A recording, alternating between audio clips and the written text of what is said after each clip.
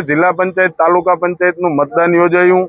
28 તારીખે મતગણતરીના દિવસે અમારા ધ્યાનમાં આવ્યું કે સિંગજ જિલ્લા પંચાયત અને સિંગજ તાલુકા પંચાયતના બેલેટ યુનિટ અને કંટ્રોલ યુનિટનું જોડાણ આડીઅવળી રીતે થઈ ગયું, જેને લઈને તાલુકા પંચાયતના ઉમેદવારના મત જિલ્લા પંચાયતના ઉમેદવારમાં ટ્રાન્સફર થયા અને જિલ્લા પંચાયતના ઉમેદવારના મત તાલુકા પંચાયતના ઉમેદવારને ટ્રાન્સફર થયા।